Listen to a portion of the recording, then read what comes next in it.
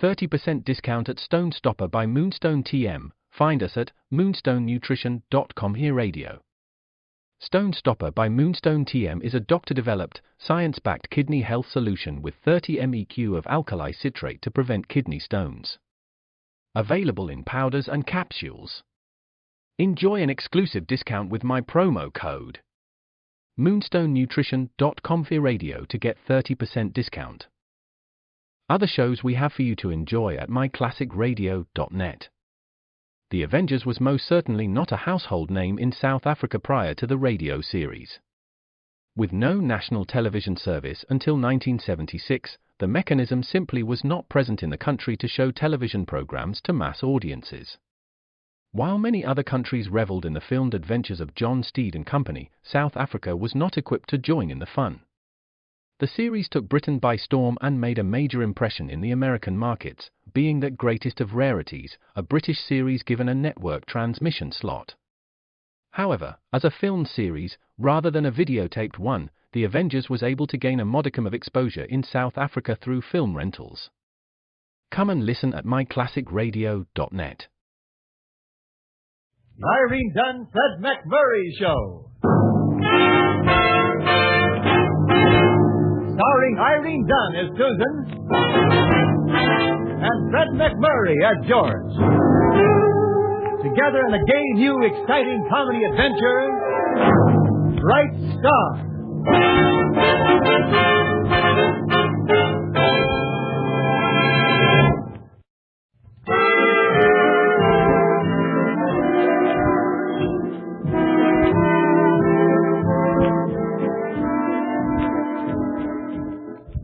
Yes, it's the Irene Dunne-Fred MacMurray Show, starring Irene Dunne as Susan Armstrong, owner and editor of the Hillsdale Morning Star, and Fred MacMurray as George Harvey, the paper's star reporter.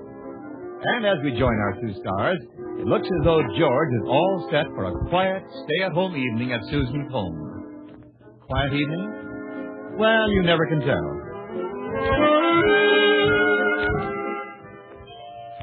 When they begin. Hi, Patience. Miss Armstrong home? Silly question, isn't it? Of course she is. We have a date. Come in, Mr. Harvey. Miss Susan is in the living room. Alone and waiting patiently, I take it. Playing the piano.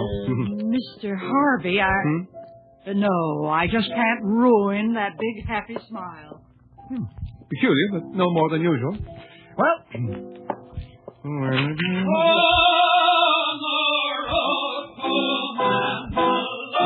What is that?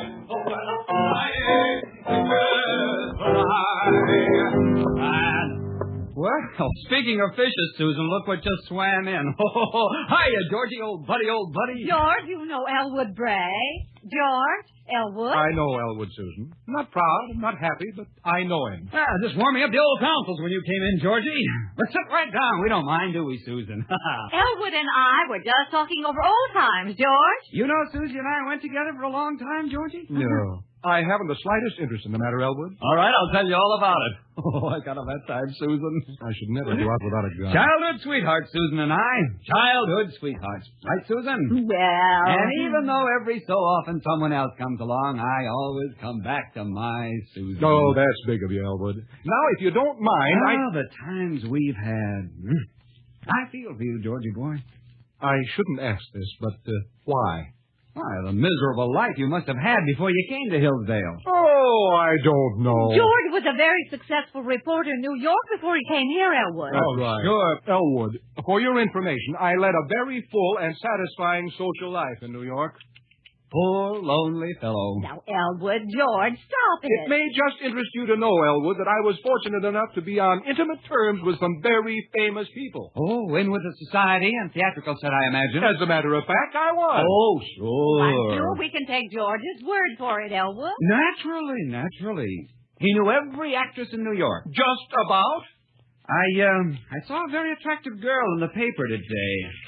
Here she is. Sunny Knight. You knew her, of course, George. Sunny Knight? Yeah. Now, really, this whole discussion is entirely pointless. Oh, Sunny Knight. Of course, we're old friends. You're sure, Georgie? Of course I'm sure. Good old Sunny. Almost wish I were in New York so I could look her up again. You won't have to go to New York, Georgie. I won't? No. Sonny is opening right here in town with a review tomorrow. She is? Well, what's the matter, George? Nothing. Not a thing. Good old Sonny. Well, we'll have to make up a big party so George can introduce us to his friend, Susan. How about tomorrow night, George? Fine. Dandy. I don't think I can make it. But won't your friend be expecting you, George? Well, if you're going to start taking sides with Elwood, Susan... Taking sides about what? You know what. And furthermore... Susan, either Elwood Gray goes or I go. George, I just can't ask Elwood to go. All right. You've made your choice. Good night. George! Well, I guess I showed them. I wonder if they'll miss me.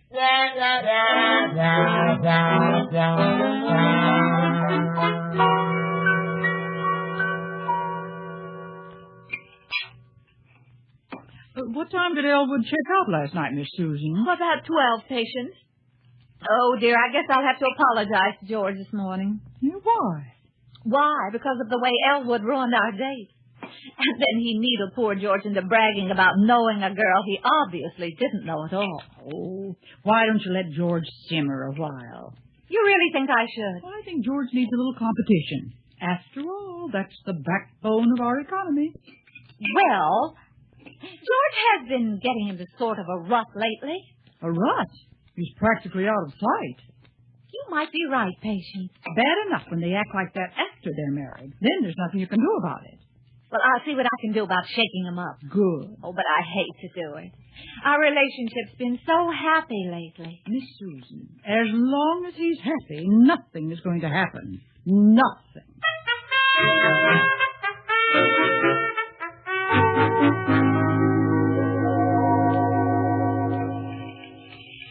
That sure is a sad story about Elwood Gray, Mr. Harvey. It was a harrowing experience, Sammy. What are you going to do about Sunny night? Nothing, Sammy. Nothing at all. Oh, good morning, Susan. Well, good morning, George. Sammy. Hi, Miss Armstrong. Oh, about last night, George. Yes? Elwood was terribly sorry you couldn't stay. We had such a good time later on.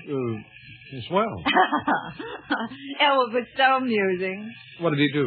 Fall down the stairs? Oh, George. And he reserved a table at the Ming Room for tonight.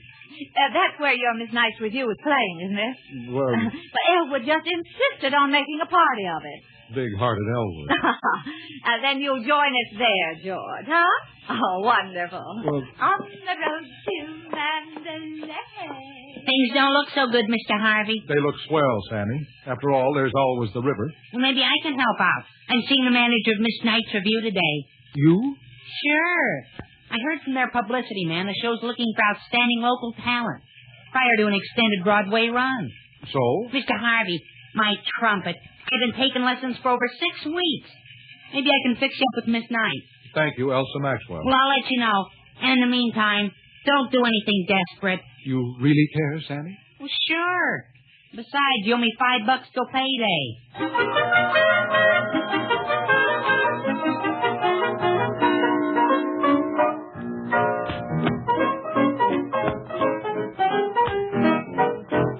All right, Sonny. Sit down and rest. You don't like my new routine, Maxim? Sonny, how much can you do with a tap dance? A fine time to tell me after I based my career on it. Yeah. I could have gone in for opera, you know, or playing the harp. Yeah. Max, is the show still broke? We don't make enough out of this booking for bus fare to Nowhereville. Couldn't we promote some fresh money so we could dress up the acts? Honey, the day of the great American sucker is past. Somebody got to him first and cleaned him. The collector of internal revenue. Come in. Excuse me, but is this where you're trying out new acts for Broadway? Sorry, no midgets today. Maybe tomorrow. I'm not a midget. I play the trumpet. Well, you should have been a midget. It's quieter. Oh, let's listen to him, Max. I think he's cute. Thanks. I think you're cute, too. Hey, kid, before this breaks out in a flame, maybe you better play trumpet, huh? Sure. I brought it with me. Oh? I thought it was a gun. The Flight of the Bumblebee.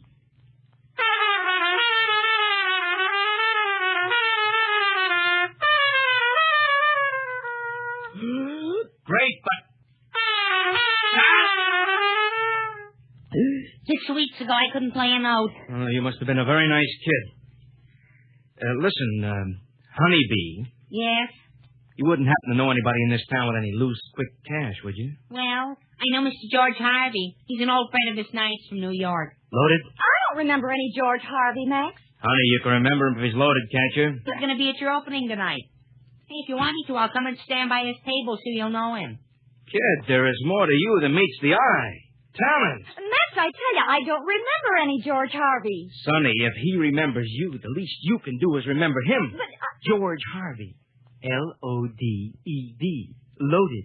Now do you remember? Oh, George Harvey. Oh, sure. You know, he sounds like a very nice fella.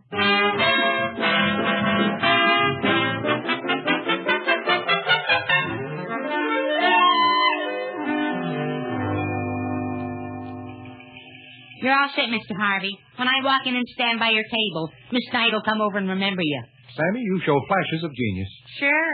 What a blow to Elwood Bray. How'd you do it, Sammy? In some way, they got the impression you had money, Mr. Harvey. Oh, well, that was not strictly honest, Sammy. I didn't say so directly. Well, just the same, Sammy, this will weigh on your conscience. Unless what, Mr. Harvey? I am going to make an honest man out of you. Sammy, lend me another $5 till payday.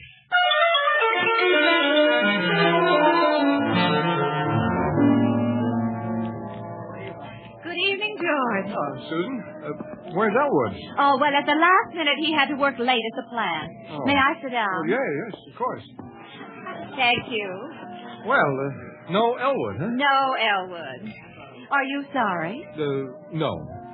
Susan, Yes. Elwood doesn't really mean anything to you, does he? Not really, George. And as long as this is confession time, how about you and Sunny Night? Sunny night. You want to know something, Susan? I don't even know her. You want to know something I really didn't think you did? You didn't think I could go for her type, did you? Oh, George. I hope we're being absolutely honest with each other. Absolutely. All right, George. I believe you. Good. Hi, And Mr. Susan... Armstrong. Hi, Mr. Harvey. Oh, hello, Sammy. Well, Sammy, what are you doing here? Oh, just wandering by. You know how it is, huh, Mr. Harvey? Yes, Sammy, Ixnay, Amspray, eat it, babe. Don't worry, Mr. Harvey. As soon as Miss Knight sees me, I'll leave. Sammy, you don't understand. Get lost. Things have changed. Fall down. Everything's okay, Mr. Harvey. She saw me. George, what are you two mothering about? It really doesn't matter. Well, isn't it a small world? Caught like George a Harvey. rat in a trap. Oh, I just hope your lady friend is broad-minded, George, because I just can't help myself. Pucker on. Oh, now, wait, please, Miss Knight. Please. Look at this, Max. Of all people, George Harvey. Harvey, like the rabbit. Susan, I don't want you to get the wrong idea about this. It's all very I simple. can see that, George. You remember Max, my manager, Georgie? Hiya, Georgie boy. Been hearing great things about you. Great. Well, that's swell.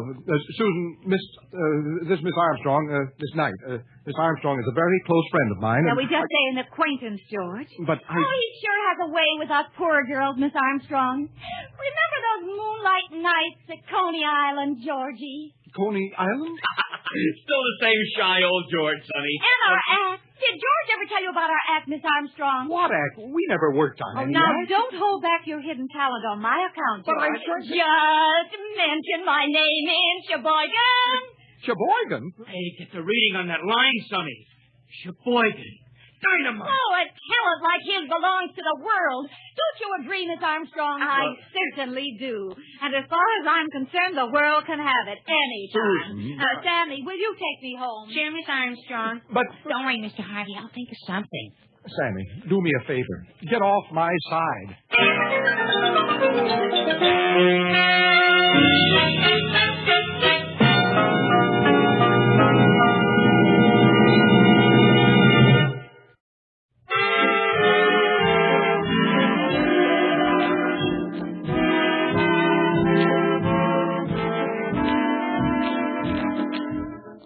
Now back to our two stars, Irene Dunne and Fred MacMurray, and the second act of our story. As usual, Fred, that is George, has managed to get himself in much trouble with Irene, Susan. And as usual, things are getting no better fast.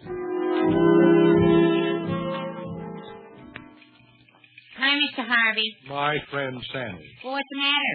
Didn't I fix you up with Sunny Night? Just tell me one thing, Sammy. Did you or did you not explain to Miss Armstrong last night the truth about this whole affair? Answer yes or no. No. Swell. Well, I would have, Mr. Harvey, but she said she wasn't interested and would prefer some other topic of conversation. Oh. So what did you talk about? Stamp collecting. That must have been brilliant. Well, it wasn't easy. Neither one of us collects stamps. Now listen, Sammy. When Miss Armstrong comes in this morning, you explain to her how this all came about, you hear? You mean I should tell her the truth? Exactly, Sammy. The whole truth and nothing but the truth. That's always the best policy. Gee, this is a whole new approach. Here she comes now, Sammy. Well, good morning, Sammy. Hi, Miss Armstrong. Good morning, George. Susan, Sammy has something to say to you. Yes? Miss Armstrong, speaking on behalf of Mr. Harvey, I just want to Listen, say... Sammy, nothing you have to say on behalf of Mr. Harvey would be of the slightest interest to me.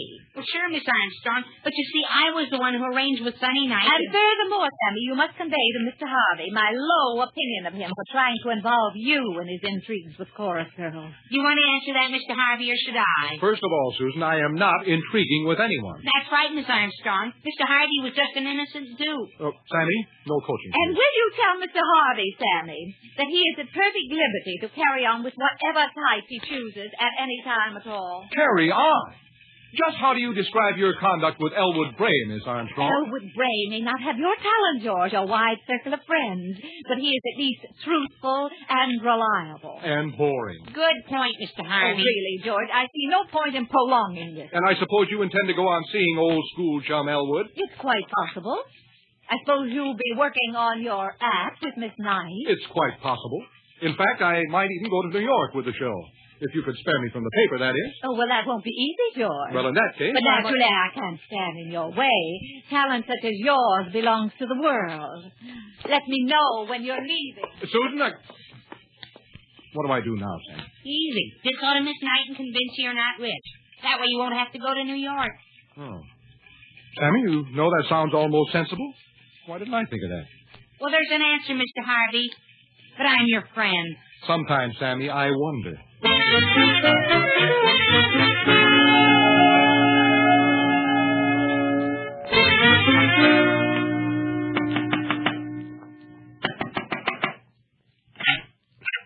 Well, Mr. Garvey, come in. It's Harvey. Oh, Sonny. Miss Knight. Sonny. Sonny, I have something to say to you. You and Max. Oh, well, Max isn't here. Did you come to work in our act, George? Well, not exactly. You see, I'm afraid you have a false impression about me. I do? I'm afraid so. And when you know the truth, you'll have a different feeling toward me altogether. You're married. Married? Well, no, but that isn't the big thing. It's, By the fellas, maybe, but by the girls, there's nothing bigger. but, George, yes? I'm a girl. Well, I noticed that. But, What? I thought we covered everything. well, the fact is, Sonny, I'm afraid you have the impression that I have money. You don't? No. That does make a difference, doesn't it? No. You see? Now, the way this thing came about, you said no? Look, George, all my life I wanted to like somebody for himself. Somebody honest. But, now, wait. You're honest, George. Why, once I went with a fella for 5 years before I found out he was flat broke. And married besides. Swell. But, And you wanted to tell me everything before we teamed up. Oh, I appreciate that, George. but I'm afraid that Oh, let Max find somebody else with money. But I haven't got talent either. George, are you kidding? This is the last time I take any advice from Sammy.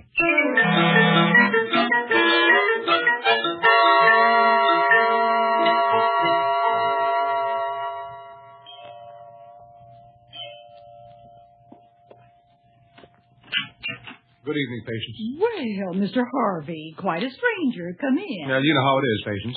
Show business. Is Miss Armstrong in? Out with Elwood Bray. Well, it's no more than I deserve. I just dropped in to say goodbye. Oh, you going somewhere, Mr. Harvey? Sonny and I are doing our act tomorrow at the club, and after that I'll be leaving town. Well, I just hope you get away in time. Oh, my God, you mean you're traveling with the show? Show business. A lonely life, Patience. Mr. Harvey, does the manager of your show know about Elwood Bray? What about Elwood? Well, he sings, after a fashion, and his father owns a factory. I don't think it'd be too hard to get him on the program tomorrow night. Uh-huh. You mean I could show him up? Sure. Show him up in front of Miss Armstrong. And then, when she begs you to stay in Hillsdale, you can graciously give in. Say, that might work at that. Patience, you may have saved my life. It's a big responsibility, but I'll accept it. Good night, Mr. Harvey. Good night, Patience. And, thanks. Has he gone, Patience? Sure, Miss Susan, and he took our advice. Good. Miss Susan, why do things between you two have to be so complicated? Why? Well, it's just that George is... just George, that's all. Now that I think it over, I see your point.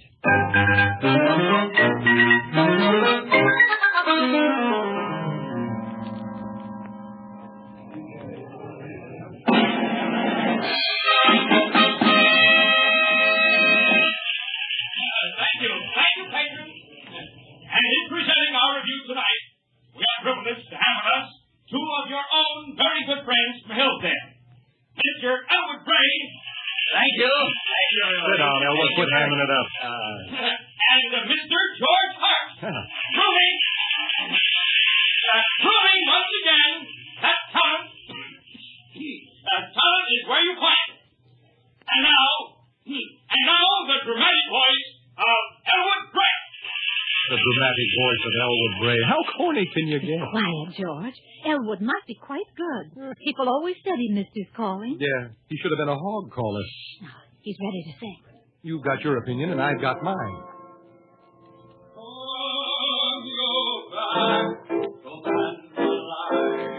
And the lie. Oh, brother, why doesn't he just beat it to death with a stick?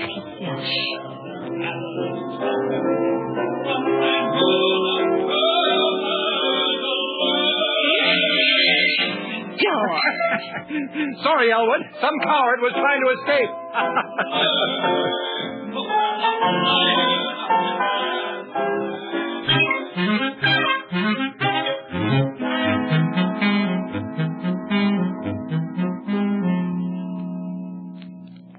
That was nice, Elwood. You were very well received. Well, thank you, Susan. Well received. It was received like the bubonic plague. Oh, I don't know. I thought I held the audience very well. You didn't hold them, you stunned them. Them as died fast were the lucky ones. Well, of course, you'll do much better, Georgie boy. Will I? Where's Sonny? It must be time for us to go on. Oh, George, buddy, Max induced me to put a little money into this review. I'm now one of the owners. Well, congratulations, Ziegfeld. But if you don't mind my looking for my partner... George, sit down, George. It's better for you to hear this sitting down. Hear what? Well, as one of the new owners, I gave Sonny the evening off. We figured you could go on alone, George. You what? But I can't do the number alone. You know that, Elwood. Oh, sure you can. You're loaded with talent, George, kid. And if you get lonely out there, I'll drop a trade. Elwood, you're a very mean young man.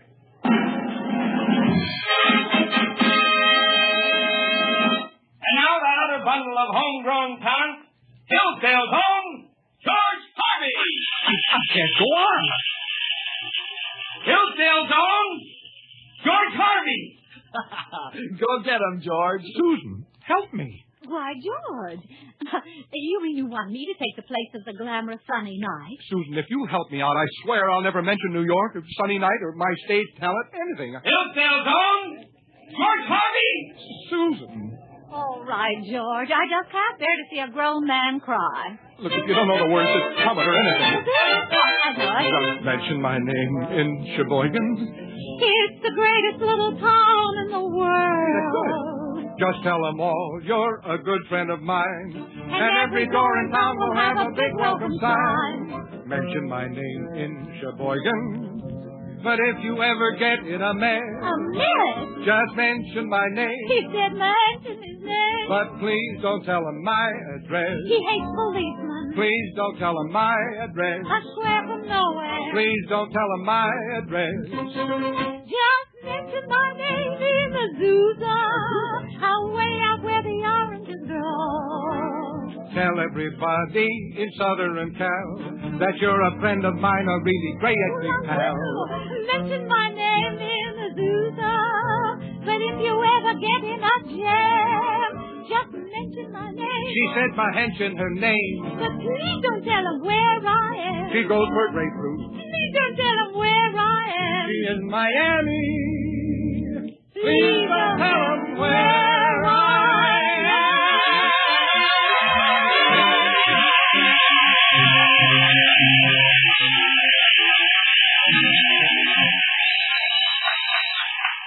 Hey, Susan, you were wonderful. Oh, thank you, George. Good a sunny night. Oh, you're better. Well, Susan, with a little practice, you've got kind of a habit of hogging the mic, but with a little practice, you and I could go on the road and get some experience and then head for the big town and... George. Oh, yes, well, I guess it's like they say... Yes, there's no business like a newspaper business. Sure, that's right. You always know best, Susan. Why, George, do you really mean that? No. But right at the moment, what else can I say? Oh.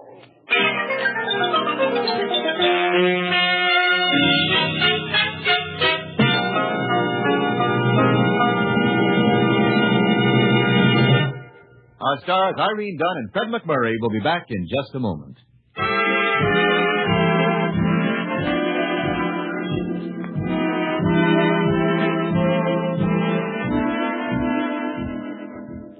Susan? Yes, George. Are you sure Elwood isn't going to drop in tonight? I know it's just my imagination, but I keep hearing the road to Mandalay. Well, I don't think he'll be here, George. But with Elwood, you never can tell. If it wasn't for him, that whole mess would never have started. Or for you. I hold Elwood responsible. Isn't there some way you can keep him out of this house? Isn't there? Well, I can't very well do that, George. After all, I'm single, Elwood's single. We're old friends. I hate him. Of course, if this house were our house, Our house? yours and mine, then you wouldn't have Elwood barging in on your date. Susan, you mean... There must be some other way. That is... Well, anyway, I tried.